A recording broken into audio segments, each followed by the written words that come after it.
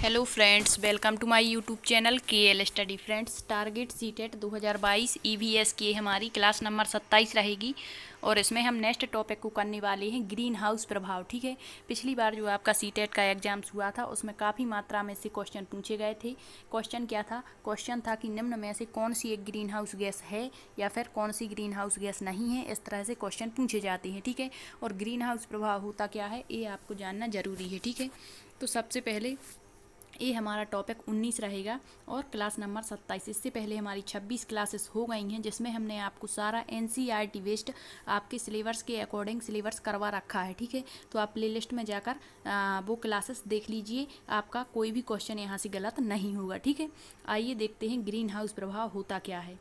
तो यहाँ पर और ये केवल टेट एग्जाम्स के लिए नहीं, बाकी अन्य एग्जाम्स में भी इससे क्वेश्चन बनते हैं। तो दिया है ग्रीन हाउस प्रभाव एक प्राकृतिक घटना है। कैसी घटना है? प्राकृतिक। यदि आपसे थ्योरी वाला क्वेश्चन पूछता है तो पूछ लेगा कि जो ग्रीन हाउस प्रभाव है इसके बारे में निम्न में से कौन सा एक कथन गलत है या सही है। ठीक है, तो आपको पता होना चाहिए।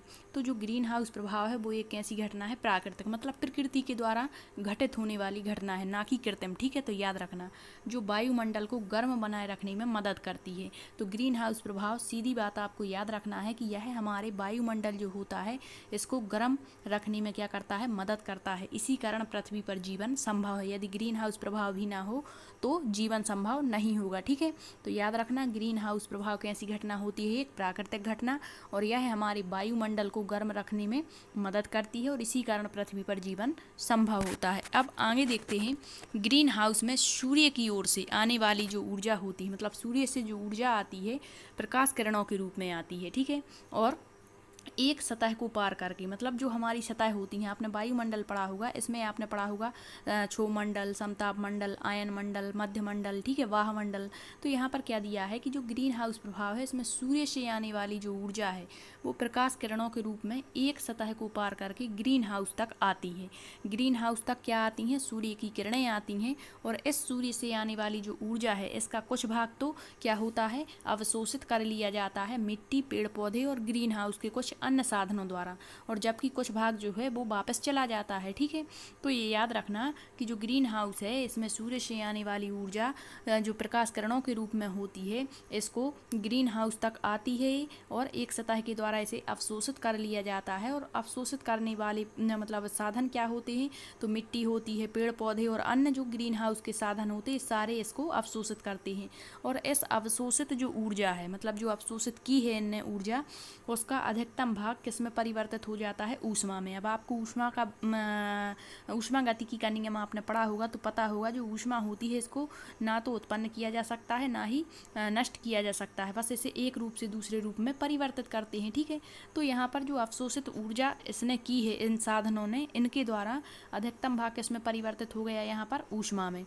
जो ग्रीन हाउस को गर्म रखता है, तो गर्म कौन रखता है? ऊर्जा नहीं, बल्कि ऊष्मा में जो परिवर्तित अवशोषित ऊर्जा होती है वो परिवर्तित हो जाती है ऊष्मा में, और यही हमारे ग्रीन हाउस को क्या रखती है? गर्म बनाए रखती है। ग्रीन हाउस में मौजूद सतह इस ऊष्मा को बांधे रखती है और ग्रीन हाउस का तापमान निश्चित बनाए रखती है। तो आपको बस यह समझना है कि ग्रीन हाउस प्रभाव होता क्या है। तो इतना याद रखना, सबसे पहले क्या होता है कि जो सूर्य से आने वाली प्रकाश किरणें होती हैं इसका कुछ भाग तो वापस चला जाता है और मतलब सतह से टकरा करके। ठीक है, और इसके अतिरिक्त जो अन्य भाग बचता है ऊष्मा का वो क्या होता है? अन्य साधनों जैसे मिट्टी हो गया, ठीक है, इसके अलावा पेड़ पौधे हो गए और ग्रीन हाउस के कुछ अन्य तत्व होगा, इनके द्वारा अवशोषित कर लिया जाता है। अब ग्रीन हाउस के अन्य तत्व क्या होते हैं? जैसे कुछ गैसें होती हैं तो ये अवशोषित कर लेती हैं और हमारे वायुमंडल को गर्म रखती हैं। तो यही होता है ग्रीन हाउस प्रभाव। ठीक है, अब हम देख लेते हैं ग्रीन हाउस गैसें, और इससे आपका क्वेश्चन बनता है, पूछते हैं निम्न में से कौन सी ग्रीन हाउस गैस है या कौन सी नहीं है। इसके अलावा क्वेश्चन बनता है कि सबसे ज़्यादा मतलब ग्रीन हाउस प्रभाव में कौन सी गैस जो होती है इसका उपयोग होता है, या सबसे ज़्यादा महत्वपूर्ण कौन सी गैस होती है।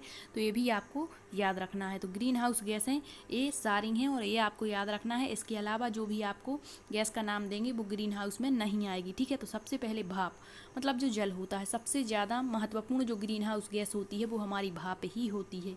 ठीक है, तो इसे याद रखना, ये कम से कम हमारे वायुमंडल में 37 से 38% पाई जाती है। ठीक है, मतलब ग्रीन हाउस में इसका योगदान इतना होता है। फिर दिया है कार्बन डाइऑक्साइड, तो महत्वपूर्ण ग्रीन हाउस गैस होती है हमारी कार्बन डाइऑक्साइड, ये भी आपको याद रखना है, CO2। ठीक, नेक्स्ट है आपकी मीथेन। मीथेन जिसे हम CH4 कहते हैं, तो कभी कभी इंग्लिश में भी लिखा आता है, मतलब इनका संकेत लिखा आता है, तो ये भी आपको याद रखना है मीथेन। और मीथेन क्या होती है, आपने पढ़ा होगा, जुगाली करने वाले जानवर जो होते हैं वहाँ पर कौन सी गैस पाई जाती है, मीथेन। और जो कुएँ होते हैं, खाली कुएँ, वहाँ पर भी मीथेन गैस देखने को मिलती है, तो ये याद रखना। ठीक, नेक्स्ट है आपका nitrous oxide, N2O, nitrous oxide, ना कि नाइट्रेट। ठीक है, तो याद रखना नाइट्रस ऑक्साइड आपकी ग्रीन हाउस गैस है।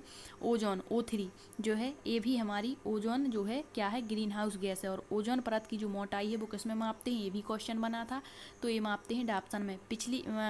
नेक्स्ट क्लास में हम ओजोन के बारे में पढ़ेंगे, इससे भी आपका क्वेश्चन बनता है। ठीक, नेक्स्ट है क्लोरोफ्लोरोकार्बन, CFC। ठीक है, तो ये भी आपकी ग्रीन हाउस गैस है। तो ये सारी ग्रीन हाउस गैस हैं। पिछली बार क्वेश्चन आया था निम्न में से कौन सी ग्रीन हाउस गैस नहीं है, और ऑप्शन दिए गए थे आपके, कार्बन डाइऑक्साइड था, नाइट्रस ऑक्साइड था, मीथेन था, और एक दिया था CO, कार्बन मोनोऑक्साइड, जो कि आपकी ग्रीन हाउस गैस नहीं होती। तो उसका राइट आंसर यही था। ठीक है, तो ये सारी गैसें आपको याद रखनी है जो आपकी ग्रीन हाउस गैस हैं। ठीक है, इसकी कोई ट्रिक भी बना सकते हैं आप, बाकी ऐसे भी याद रख सकते हैं। नेक्स्ट क्लास में हम पढ़ेंगे ओजोन। ओजोन क्या होती है, ओजोन छिद्र क्या होता है, सबसे पहले ओजोन छिद्र कहाँ पर देखा गया, ओजोन की खोज किसने की थी। ठीक है, ओजोन को किस में मापते हैं, ओजोन है क्या। ठीक है, तो ये सारी चीज़ें नेक्स्ट क्लास में पढ़ेंगे। यदि आपको ये क्लास अच्छी लगी है तो वीडियो को शेयर जरूर करना। Thank you.